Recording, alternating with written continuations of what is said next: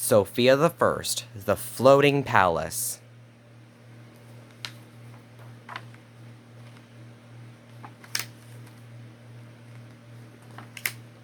I'm Sofia, and I love being a princess. For our summer vacation, my family is visiting Maraway Cove on our boat. It's so big, it's more like a floating palace. Lately, I've been reading about mermaids.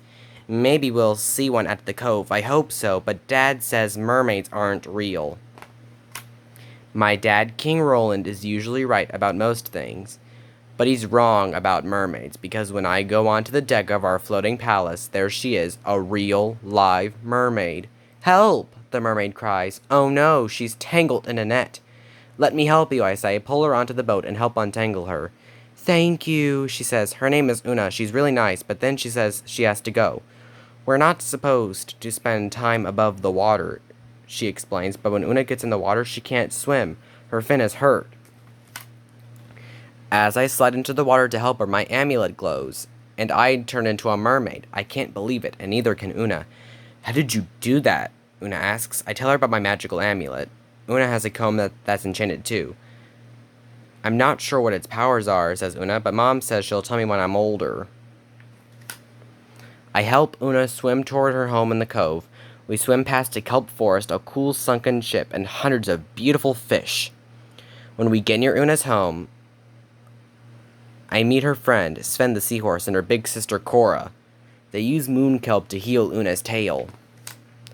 Suddenly, the water goes dark, as our floating palace stopping above us. Then we hear Una's mom calling her and Cora home. Una's mom is the mermaid queen. "I'm so glad you're safe," she exclaims. "A human vessel is in the cove, and humans are dangerous, but I'm not dangerous, and neither is my family." "But I'm not dangerous, and neither is my family." Queen Emmeline doesn't know that, though. And she wants to use her magic trident to create a powerful storm. One that could blow the floating palace out of the cove or maybe even sink it. My family is on that ship. So I tell the queen that I'm a human and I can get the ship to leave. "Please don't sink it, just give me a chance," I say. Luckily, the queen agrees to let me try. Una and Cora wish me luck. I start swimming back to the floating palace. Suddenly, I hear Una calling my name. Oh no, a horrible, hideous sea monster is chasing her. He wants her enchanted comb. I swim after them as fast as I can, but then they enter the kelp forest. "Una," I cry. There's no answer. I rush back to tell Queen Emmeline what happened, and she tells me I have till sundown to rescue Una. The queen says if I can't, she'll sink the floating palace. I swim back to the floating palace. I need help, but my family doesn't believe in mermaids, so I gather some friends who do believe. Sven, Clover, and a seagull named Farley. Finally, we find Una. The sea monster has her trapped, and he's about to steal her enchanted comb. I try to stop him, but he's very powerful. He almost captures me too. Oh no, Queen Emmeline is starting loud thunder over the cove. I need to rescue Una before her mom sinks my family's ship. I don't know what to do. Your necklace is glowing," Sven tells me.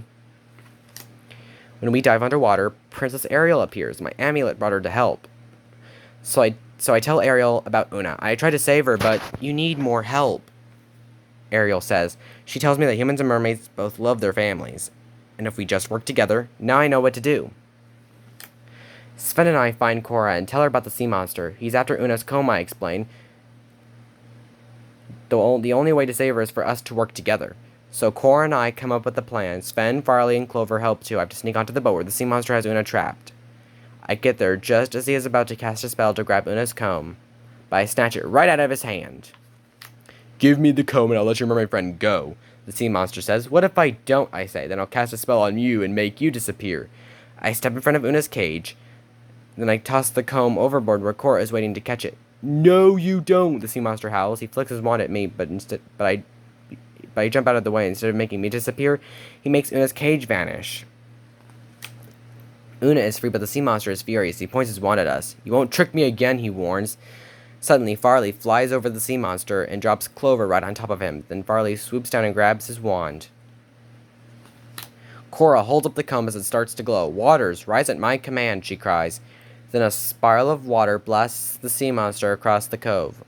We rush back to Queen Emmeline. "Thank goodness you're safe," the queen cries. She raises her trident to stop the storm. "Whew, now my family is safe too." Una's family and I go back to the floating palace. We can't wait for our two families to meet. Dad admits he never thought mermaids were real, but now he knows. I sit with Una and watch the sunset. She's a mermaid and I'm a human, but I know we'll be friends forever. The end. Thanks for watching. Please subscribe.